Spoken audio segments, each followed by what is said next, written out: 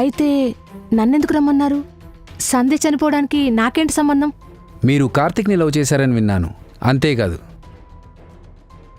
ఒకసారి కార్తీక్ కోసం suicide attempt కూడా చేశారని తెలిసింది. కార్తీక్ని అంత సిన్సియర్గా లవ్ చేసినప్పుడు what do you mean? I mean మీరు కార్తీక్ కలిసి వర్క్ చేస్తున్నారు. అంతేకాదు, కార్తీక్ మీకు మంచి ఫ్రెండ్ కూడా. ఒకవేళ కార్తీక్ సంధ్యని లవ్ చేసి ఉండకపోతే ఖచ్చితంగా మిమ్మల్ని ప్రేమించేవాడు, మిమ్మల్ని పెళ్లి చేసుకునేవాడు కదా? మేబీ ఛాన్స్ ఉంది. సంధ్య చనిపోతే అందరికన్నా ఎక్కువ లాభం మీకే ఉంది. మీరు కోరుకున్నట్లుగా కార్తీక్ని పెళ్లి చేసుకోవచ్చు, రైట్? కార్తీక్ కోసం మీరేమైనా సంధ్యని చంపేశారేమోనని మాకు డౌట్. నేను సంధ్యని చంపడమా? ఏం మాట్లాడుతున్నారు? మీ దగ్గర ఏమైనా సాక్ష్యం ఉందా? నన్నెందుకు అనుమానిస్తున్నారు? మా దగ్గర ఇప్పుడైతే ఏం సాక్ష్యం లేదు, అందుకే జస్ట్ ఎంక్వైరీ కోసం పిలిచాం. లేకపోతే డైరెక్ట్గా అరెస్ట్ చేసేవాళ్ళం. అయినా ఎంక్వైరీ కోసం పిలిస్తేనే ఎందుకు అంత కోపం వస్తుంది? మీరు చంపనప్పుడు ఎంక్వైరీలో కోఆపరేట్ చేయడానికి ఏంటి ప్రాబ్లం? ఓకే, మీకేం కావాలో అడగండి, చెప్తాను. సంధ్య మీకు ఎప్పటి నుంచి తెలుసు? 2 years నుండి తెలుసు. మరి కార్తీక్? 10 years నుంచి తెలుసు. నేను కార్తీక్ ఒకే అపార్ట్మెంట్లో ఉంటాం. నా బీటెక్ కంప్లీట్ చేసిన తర్వాత కార్తీక్ గారు తన ఆఫీస్లో నా జాబ్ కోసం రెఫర్ చేశారు. అలాగా నాకు జాబ్ వచ్చింది. అప్పటినుంచి ఇద్దరమే కలిసి ఆఫీస్కి వెళ్ళి వస్తూ ఉంటాం. కార్తీక్ని ఎప్పటి నుంచి లవ్ చేస్తున్నావు? 4 years నుండి లవ్ చేస్తున్నాను. అయినా కార్తీక్ లాంటి అబ్బాయిని ఎవరైనా లవ్ చేస్తారు. తను చాలా మంచివాడు. తన హెల్పింగ్ నేచర్ నాకు చాలా ఇష్టం. మంచి జాబ్, మంచి ఫ్యామిలీ. సో అందుకే నేను లవ్ చేశాను. సంధ్యని చివరిసారిగా ఎప్పుడు కలిశారు? సంధ్య చనిపోవడానికి వారం రోజుల ముందు మా ఆఫీస్కి వచ్చింది. కార్తీక్ మీటింగ్లో ఉండడం వల్ల నేనే తనకి కార్తీక్ వచ్చేంత వరకు కంపెనీ ఇచ్చాను. సంధ్య చనిపోయిన రోజు రాత్రి అంటే January 4th మీరెక్కడున్నారు? ఆ రోజు నేను మా ఇంట్లోనే ఉన్నాను.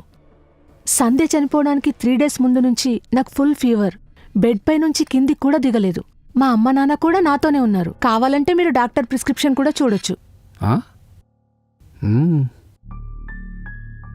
ఇదిగో ప్రిస్క్రిప్షన్ చూడొచ్చు. బాగా ప్రిపేర్డ్గా వచ్చినట్టున్నారే. అదేం లేదు, బ్యాగ్లో ఉంది, మీకు చూపించానంతే. ఇక మీ డౌట్స్ అన్ని క్లియర్ అయితే నేను ఇక వెళ్ళొచ్చా? తప్పకుండా వెళ్ళొచ్చు. ఇంత పర్ఫెక్ట్గా సాక్ష్యాలు చూపించిన తర్వాత కూడా మిమ్మల్ని ఆపడానికి మేమెవరం? మీరు వెళ్ళొచ్చు.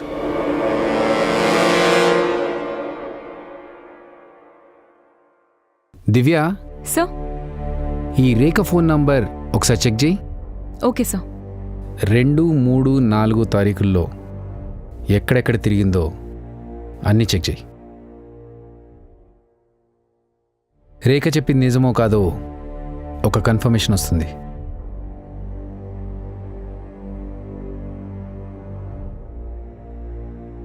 సార్, తను చెప్పిందంతా నిజమే. January 2వ తారీఖు తను దిల్సుఖ్ నగర్లోని హాస్పిటల్లో ఉంది. ఆ తర్వాత ఎక్కడికి వెళ్ళలేదు, ఇంట్లోనే ఉంది.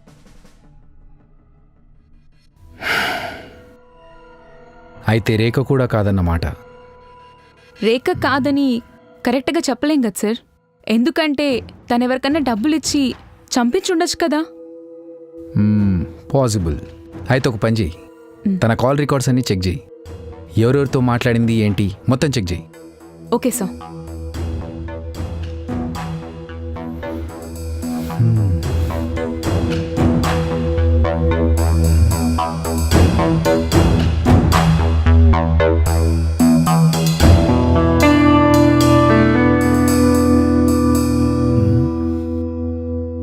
లేదు సార్, ఎవరితోనూ మాట్లాడలేదు.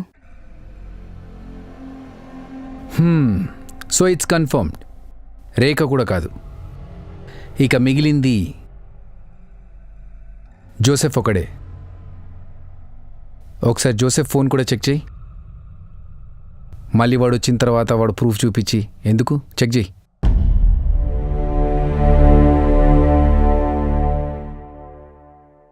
సార్, ఇదొకసారి చూడండి. సంధ్య చనిపోయిన రోజు రాత్రి జోసెఫ్ సంధ్య వాళ్ళ అపార్ట్మెంట్ దగ్గరలోనే ఉన్నాడు. హా?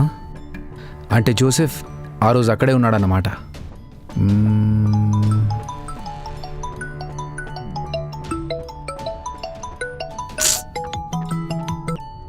నానా ఏరా వస్తున్నావా? కాసేపట్లో బయలుదేరుతాను. కొంచెం బిజీగా ఉన్నా నాన్న. త్వరగా రా, మీ అమ్మ నీ కోసం వెయిట్ చేస్తుంది. ఓకే ఓకే సరే.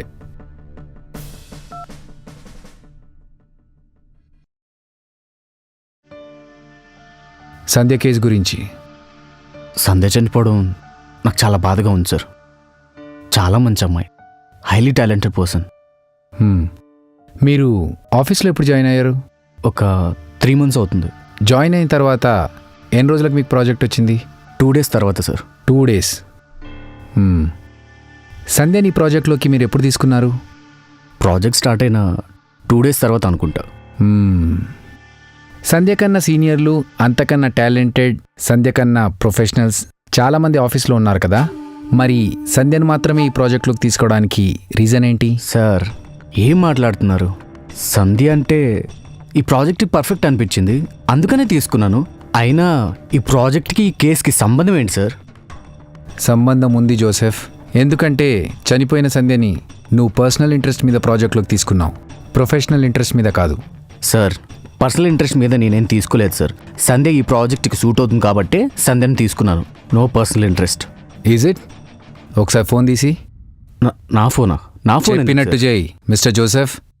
లాక్ ఓపెన్ చేసి ఇవ్వు.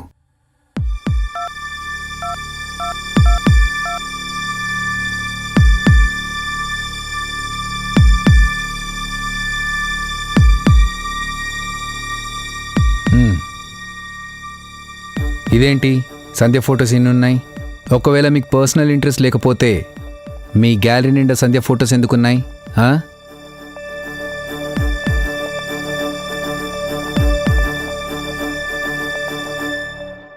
సార్ అవన్నీ నార్మల్గా తీసుకున్న పిక్స్ సార్. అవి నార్మల్గా తీసుకున్న పిక్సా? అచ్చా, నువ్వు చెప్తే నేను నమ్మేయాలి.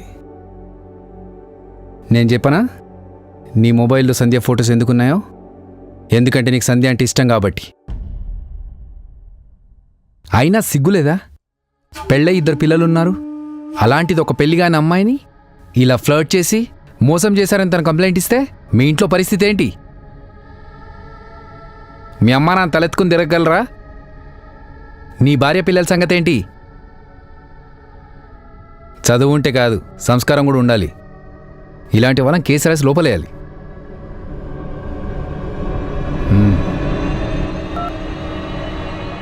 సంధ్య చనిపోయిన రోజు నువ్వు ఎక్కడున్నావు? ఆ రోజు నేను మా ఇంట్లో పడుకున్నాను సార్. ఎక్కడున్నావు? నిజంగానే మా ఇంట్లో పడుకున్నాను సార్. ఓహో, అంటే నువ్వు ఆ రోజు ఇంట్లో పడుకుని ఉంటే నీ ఫోన్ మాత్రం ఎల్బీ నగర్ పంపించావా? సార్ ఎల్బీ నగర్లో నేను లేను సార్. ఒకవేళ ఎల్బీ నగర్లో ఉన్నా సంధ్యని చంపాల్సిన అవసరం నాకేంటి సార్? ఒకవేళ సంధ్య నేను చంపానని ప్రూఫ్ మీ దగ్గర ఉంటే ఇప్పుడే నన్ను అరెస్ట్ చేసుకోండి. I don't care.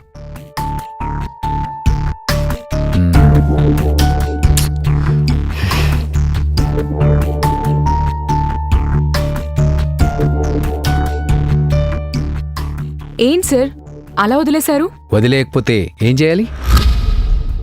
మన దగ్గర జోసెఫ్ సంధ్యను చంపాడని చెప్పడానికి ఎలాంటి సాక్ష్యాధారాలు లేవు, ఓన్లీ అనుమానం తప్ప. ఎలాంటి ప్రూఫ్స్ లేకుండా కస్టడీలోకి తీసుకోలేం కదా, నీకు తెలుసు కదా.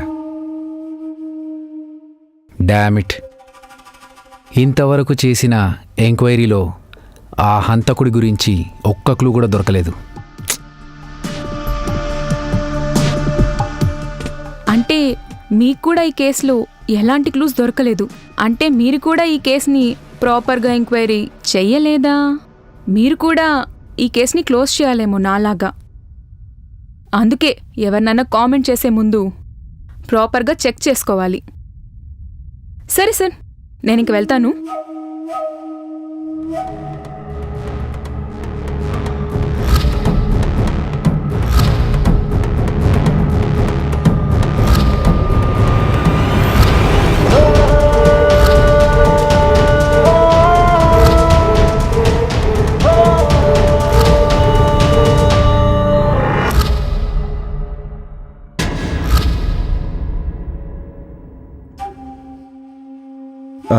సార్